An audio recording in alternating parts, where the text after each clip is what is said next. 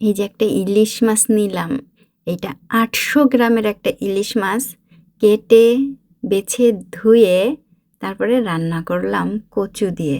কালারটা কিন্তু অনেক সুন্দর আসছে আর খেতে অনেক অনেক মজার হয়েছে। এই প্রথম রান্না করলাম গাঠি কচুর তরকারি। না, সারা জীবনের ভিতরে এই প্রথম। কোরিয়াতে আছি যত বছর তার ভেতরে দেশের প্লাস করে। আপনারাও মনে হয় এই রান্না কখনো রান্না করেন নাই। হ্যালো, সবাই কেমন আছেন? আমি কল্পনা, সাউথ কোরিয়া থেকে। আজকের ভিডিওতে থাকবে ইলিশ মাছ কচু দেয়া, তা আবার গাঠি কচুর গোড়া দিয়ে রান্না করা, আর আমার হাজবেন্ডের জন্য একটা কোরিয়ান ডিশ সমুদ্রের আগি, যেটা একটা মাছের নাম এবং খুবই সুস্বাদু। অনেকে রেস্টুরেন্টেই খেতে যায় এবং বাড়িতে যদি বয়স্ক মা মাসিরা থাকেন তারা রান্না করেন। এছাড়া সবাই বাদবাকি রেস্টুরেন্টে খেতে যান, সেই খাবারটা রান্না করেছি মাছটা। আজকের ব্লগ। ও, আমি আবার ওই স্টিকারগুলো তুলে ফেলছি সকালে উঠেই। এই স্টিকারগুলো লাগানোর পরে আমার নিজের কাছেই খারাপ লাগতেছিল, মনে হচ্ছিল যেন আমি কোনো একটা গ্রহে হয়ে এসে পড়ছি। তারপর আপনাদের দুলাভাই এসে বললো, কী করছো, জায়গাটাকে আরও বেশি ছোট ছোট লাগতেছে। তারপরে সকালে ঘুম থেকে উঠে আবার উঠাই নিয়ে আসে, এখন কোথায় রাখবো, স্টিকারগুলো ফেলে দেবো, এত দাম দিয়ে কিনে নিয়ে আসছি, তাই এক সাইডে একটু দরজার পাশে রেখে দিলাম আলমারির। এই যে ফুলকপিটা দেখতেছেন, মেলা দিন আগে কিনে নিয়ে আসছিলাম। এমনি হলুদ হলুদ রঙের, তখনই ভালো লাগতেছিল না, দাম নিছিল কোরিয়ার 2000 ওন, ওই 168 টাকা বা 70 টাকার মতো পড়ে।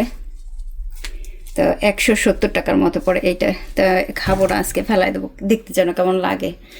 অনেক দিন কিনছি, তারপরে চিন্তাও করছি যে সত্যি সত্যি খাবো কিনা। এই হলুদ হলুদ কালার খাইলে খাওয়া যায়, একটু উপর থেকে ফেলাই ফেলাই দিয়ে কোনো সমস্যা না, কিন্তু কেমন যেন ভক্তি হয় না। এই ফুলকপিটার দাম 2000 ওন, কিন্তু দেখেন একটা শূন্য কতটা ফাঁকা দিয়ে লেগছে। ঘুমের থেকে উঠা গোসল টোসল কইরা বাজার করে আসছি, অনেক অনেক খোংনামূল কেনা নিয়ে আসছি, বিনস স্প্রাউটস কেনা নিয়ে আসছি, দেখাইতেছি। বাজারের ভিডিওটা করতে না আমার মনে নাই, একটু মনে নাই। এই যে এতগুলা বিনস স্প্রাউটস মাত্র 2000 ওন দিয়ে আনছি। এতগুলা, এই দেখেন ব্যাগ ভরা, এত এত। কারণ কোরিয়ান খাবার তৈরি করা হবে এবং অনেক বেশি তৈরি করা হবে।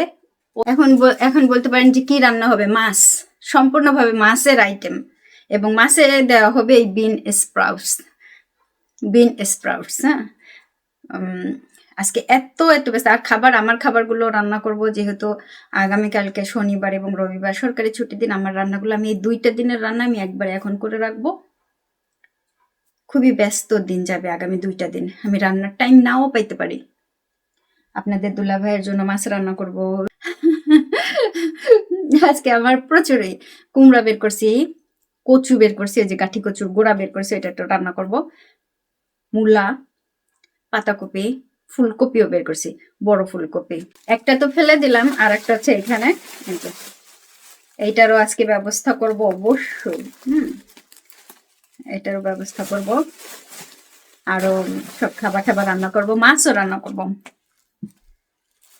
আলাদাভাবে মাছ রান্না হবে, আবার আমি এই ক্যানটাও ব্যয় করছি, ক্যানটাও রান্না করব যদি টাইম পাই, যদি লাস্টে গিয়ে টাইম পাই তাহলে ক্যানটাও রান্না করব। এই হচ্ছে ফুললি মাছ, আর কাঁটা আমি এখানে উঠায় রাখছি।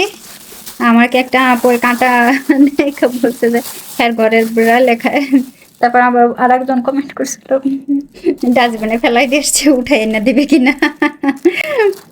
বাঙালি বুঝছেন, মাথা আর এইটা, হ্যাঁ এই একসাথে রাখবো,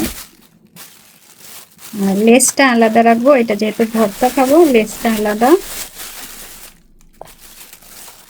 তারপরে মাছ, এইবার হচ্ছে মাছের দিক থেকে যখন আসবে, একটা ছোট মাছ আর একটা বড় মাছ, এইভাবে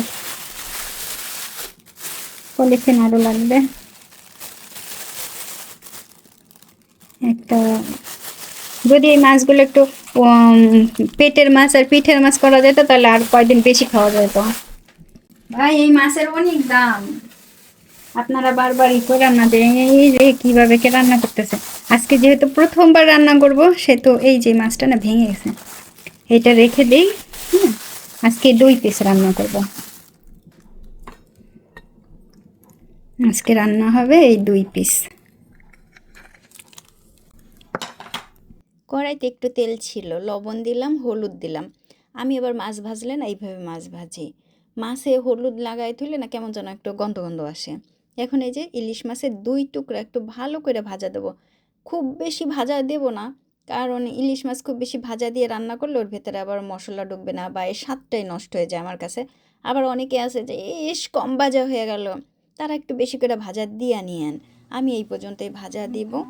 ঘরের দেয়ালেতে স্বপ্ন। ইলিশ মাছ ভাজার তেল দিয়ে এই তরকারিটা রান্না করব, তাই তেলের সাথে আর একটু তেল দিলাম, গোটা জিরা একটু ভালো করে ভেজে নিয়ে মশলা দিয়ে দিয়েছি। এই মশলাটা ভালো করে একটু কষিয়ে নেব।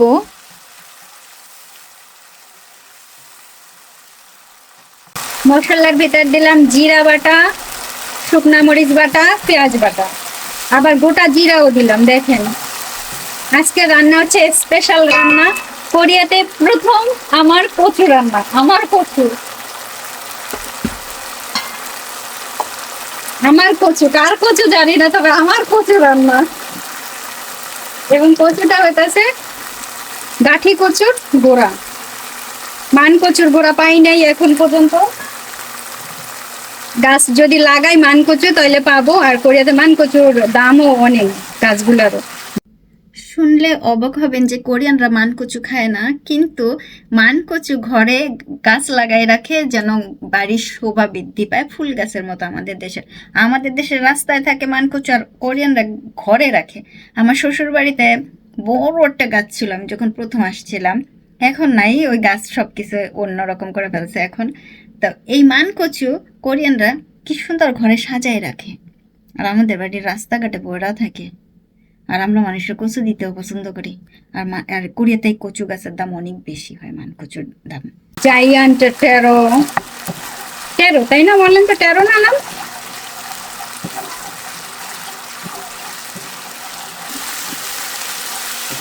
মশলাটা ভালো করে ভেজে নিলাম। সেদ্ধ করে রাখা কচু, আজকে কিন্তু সত্যি সত্যি দাওয়াত আপুদের ভাইয়াদের। আমার নাকি হাসি লাগতেছে খুশিতে, এই খুশি কোথায় রাখবো? এই প্রথম। হালকা একটু ভাজা দিয়ে নেই, যেটুকু যায় ভাজা। এগুলো আবার সেদ্ধ করছি। হ্যাঁ, এই প্রথম রান্না। আমাদের বাংলাদেশেও মনে হয় কেউ কচুর গাঠির গোড়া খায় না, না খায় কেউ? গাঠি কচুর গোড়া কিনে নিয়ে আসছিলাম, তারপরে সুন্দর করে কেটে বেছে টুকরা করছি, করে এইগুলার আবার সেদ্ধ করছি পানিতে। তো এখন আমি বলতেছি আমি কিন্তু অনেক বেশি কিনে নিয়ে আসছি, অনেক বেশি উঠাই রাখছি ইতিমধ্যে, আবার এইগুলো আলাদা। আর আমাদের ঘরে তো কখনো খায় না এইগুলা, এই প্রথম আমি রান্না করতেছি আমাদের ঘরের ভেতরে, এই প্রথম আমি। আমার তো মা আজকে হাসবে।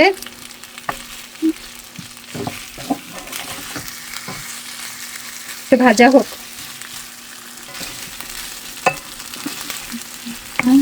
মনের দেয়ালেতে স্বপ্নটা ছিল তোরে।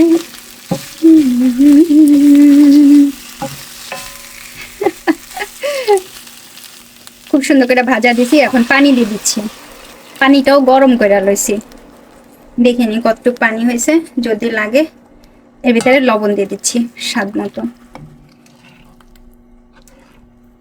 এটা তো একটু জাল হবে, গাঠি কচুর গুঁড়া মানে কচুটা তো একটু জাল হবে।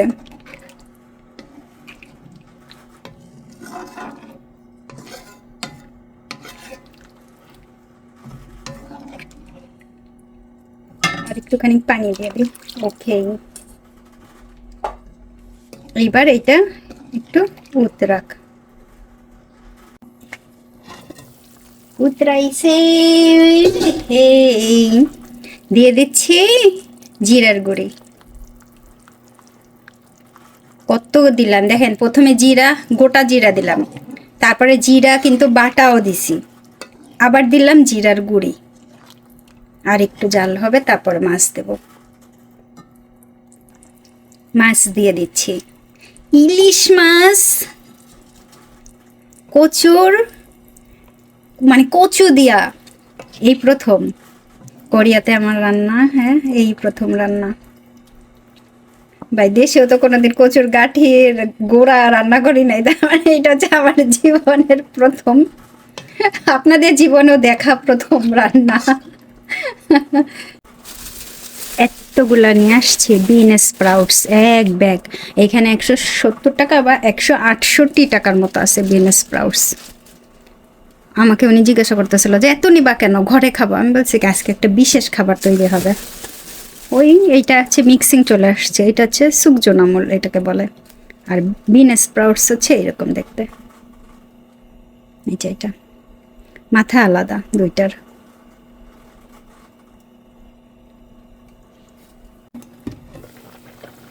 আজকের রান্নাটা সেই লেভেলের। আমি আজকে আপনাদের দাওয়াত দিবই দেবো আপুরা, আপনারা যদি নাও আসেন আমি আপনাদের বাড়ির থেকে যাইয়া নিয়ে আসবো এইরকম একটা রান্না আজকে। এবং খুব সুন্দর হয়েছে কালার দেখতে, এবং এটা এরকম ঝোলঝোলি রাখবো। Wow, just wow. 2 পিস ইলিশ মাছ দিয়া আজকে আমার প্রথম রান্না, আমার জীবনে প্রথম। কোরিয়ান জীবনে না, এই জীবনে, আপনাদের জীবনেও প্রথম দেখা একটা রেসিপি গাঠি কচুর। এই যে ঝোল, ঝাল ঝাল ঝোল, প্রচুর ঝাল, প্রচুর ঝাল হয়েছে। আমি একটু ঝোল খাইয়ে দেখছি, প্রচুর ঝাল হয়েছে। এবং সব কিছুই দিছি, গলছে কিনা, গলে গেছে। এর থেকে আর গলাবো না, এর থেকে বেশি গললে আর ভালো লাগবে না। এই যে, এই কই বললো, খাইয়া একটু দেখতে চাইছিলাম, এটা একটু খাইয়া দেখবো, দাঁড়ান।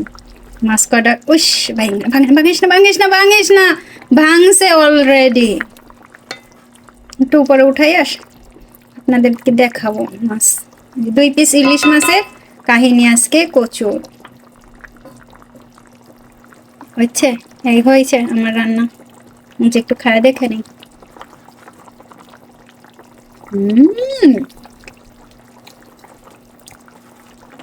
ওয়াও, সেই সাথে একটু ঝোল খায় নি। ওয়াও, আপুরা চলে আসেন। এইখান থেকে একটা বিশেষ টিপস দিয়ে রাখি, এই যে কচুর গাঠি বা মুখির যে গোড়াটা, এটা যদি আপনারা রান্না করেন তাহলে অবশ্যই উঠায় রাখা কিছুদিন রোদে শুকাই নেবেন, তারপরে রান্না করবেন। মানে গোড়া ছিলে তারপরে একেবারে যে পানি ঠানি দিয়া একটু সেদ্ধ করে তারপরে রান্না করবেন। আমার জীবনে প্রথম রান্না করলাম কচুর, যে আমার জীবনে প্রথম রান্না করছি কচুর গাঠির গোড়া। মানকচু এইবার বাংলাদেশে যে প্রথম রান্না করছিলাম মায়ের বাড়িতে, আর এইটা এই প্রথম রান্না করলাম। এখন বলতে পারেন না, আমার হোল জীবনে, হোল, ওই হোল না, এই হোল জীবনে, আপনাদের জীবনেও প্রথম দেখা। পুরে আপু আজকে এই রেসিপি পারফেক্ট। ওয়াও, গলা ধরছে কিনা একটু খাইছি, না গলা ধরে নাই, ধরবেও না, কারণ ওই যে একটু সেদ্ধ করে ফেলে দিছি, তারপর অনেক ঝাল দিছি। আর যদি গলা ধরে আমি কমেন্টে দিয়ে দেবো। ধরে নাই, গতকালকে তো একবার খাইছি না ওই যে ভর্তা কইরা, খুবই মজা লাগছে, এত মজা, গলা ধরে নাই, এতেও ধরবে না। First class. ঝোল আর একটু কমাইলাম, এবং আমার যেটা মনে হয় যেন একটু ঝোল আর একটু টানবে, তাই না? কচুর তো আমি দেখছি যে কচুতে একটু ঝোল টাইনাও যায় খুব সম্ভবত, নাকি টানে না? তা আমি এইটুকু রাখবো, পরে যদি মনে হয় তাহলে আবার টানাই নেবো না। এইবার জালটা নিবাই দিই। এই যে বিন স্প্রাউটস, হ্যাঁ, ধোয়াটাই সবচাইতে কষ্ট, জানেন? এত এত এই যে খোসা থাকে, এর ভেতরেও খোসা আছে। এমনি উঠাইছি, নিচে এইরকম ভরা প্রচুর পরিমাণে, আরো তো ওইখানে তো পড়ছে। হ্যাঁ, এখন এইগুলা বাছতে হবে, এই বাছাটাই হচ্ছে অনেক সময় নেয়। যারা বলেন যে এই তো কাজের বেডে, তাদের বলি হ্যাঁ, আয়েন আয়েন, কাজ করতে আয়েন। বয়া রয়েছে, বয়া বয়া কমেন্ট করে কাজের বেডি, আয় কাজ করতে দেয়, কাজ করতে আয়। আপনাদের দুলাভাই বসে রয়েছে আর আমি এখন রান্না করতে আসছি। যদিও দেরি হয়ে গেছে, তাও আমি বলছি যে যতই দেরি হোক না কেন রান্না করবো, কারণ সকালবেলা যেহেতু আমি ওই যে ছোট ছোট গাছ কিনে নিয়ে আসছি, ওই সময় আমি আর ভিডিও করতে আমার মনে নেই, মানে কী যেন একটা চিন্তা করতে করতে গেছিলাম। এখান থেকে নিয়ে নিলাম সয়াবিন পেস্ট, বেশ অনেকটাই নেব, কারণ যে মাছ নিয়ে আসছি সেই মাছ এইখানে আমি মাছটাকে জ্বালাই নেব। প্রথমে তো মাছগুলো ভালো করে ধুয়ে নিছি, আর আমি যখন থালা বাসন ধুচ্ছিলাম পাশ থেকে একেবারে ভেঙে গেছে পিরিচটা। এই পিরিচটা আমার অনেক পুরনো, যখন আমি সংসার প্রথম শুরু করছি তখনের কেনা। সুতরাং আপনাদের দুলাভাই বলতেছিল মন খারাপ করো না, এটার অনেক বয়স হয়ে গেছে, এর জন্য ভেঙে গেছে। তো আমি চিন্তা করলাম বয়স হলে জিনিসও ভেঙে যায়, আমাদেরও কর্মক্ষমতা কমে যায়, মানে খুব কষ্ট হচ্ছিল ওই সময়। আপনাদের দুলাভাই বারবার জিজ্ঞাসা করতেছিল যে আমি ব্যথা পাইছি কিনা। আমি ব্যথা পাইনি, মানে এমনভাবে ভেঙে গেছে আমার হাতের ভেতরেই, মাজনিটা ধরলাম আর ভেঙে গেল। তো এখন এই যে জালটা একেবারে টকবক করে ফুটতেছিল পানিটা, সয়াবিন পেস্ট দেওয়ার পরে মাছ দিয়ে দিলাম।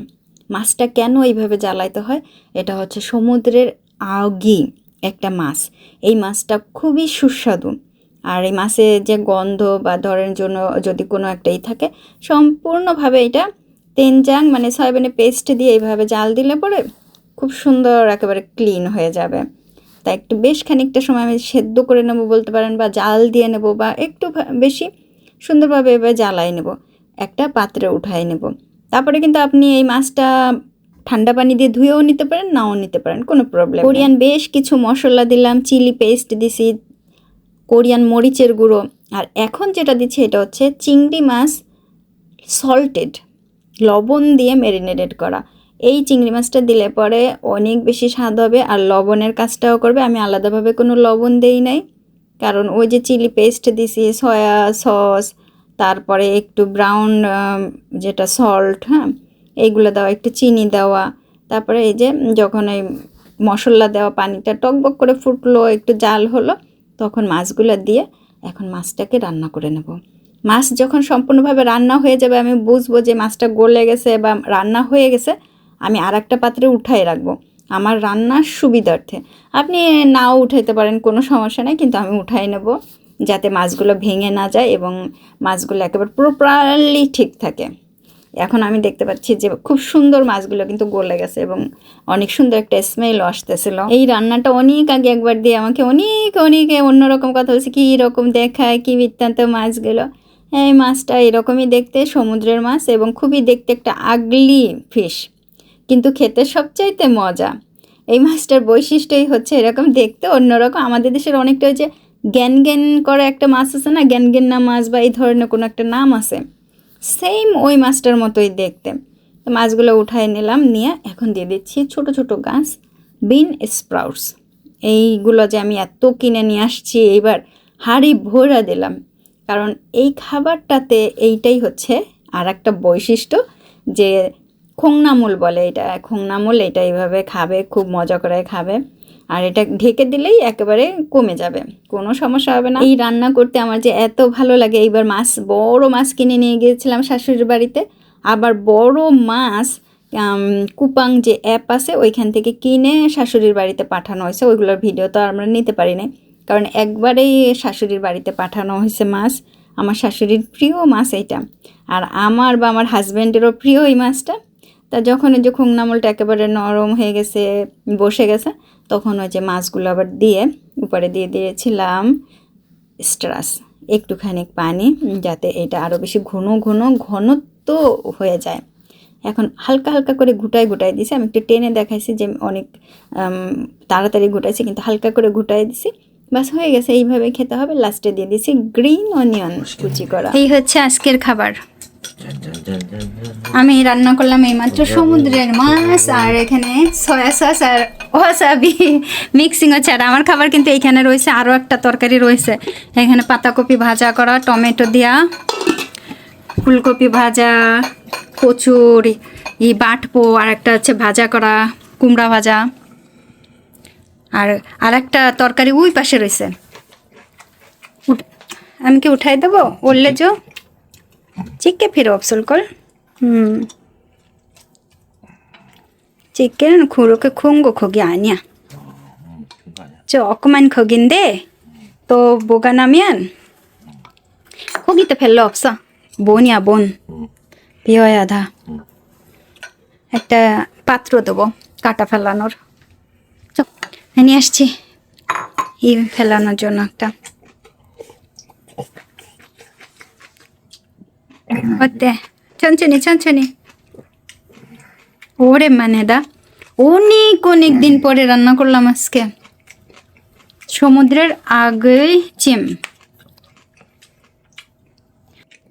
অনেক মজার বলতেছে আপনাদের দুলাভাই বলছে অনেক মজার আমি ভাত রান্না করব আমার ভাত এটা একটু সরাই দিই না তাহলে যদি দেখা যায় ওকে এইভাবে এই তো ইসের জন্য দেখা যাইতেছে না মাছই দেখা যাচ্ছে না সেংসে না বই নিকাম সম্পূর্ণ সমুদ্রের মাছ বাবা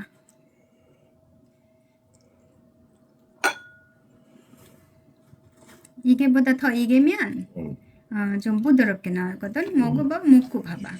응? 나 했어. 닭 식당처럼 했어. 응. 안 배워? 응? 안 배워? 응. 괜찮아? 응. 이 마스터 어닉 너름 부드러워. 그치 생선인가? 응. 부드러워. 어때? 맛있어. 이겼어? 응. 오케이 고마워. ভালো হয়েছে মাছও বলছে আমি একটু পরে ভাত রান্না করবো আগে আপনাদের দুলাভাইয়ের খাওয়াটা নিয়ে আনি এত মজা করে খাইতেছে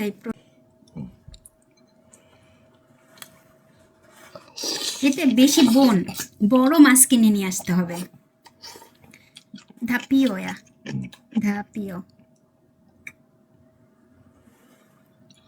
পিও মানথা মানে অনেক বেশি হাড় মাছের হাড়গুলা কাটাগুলা আমি আজকে ইলিশ মাছ রান্না করছি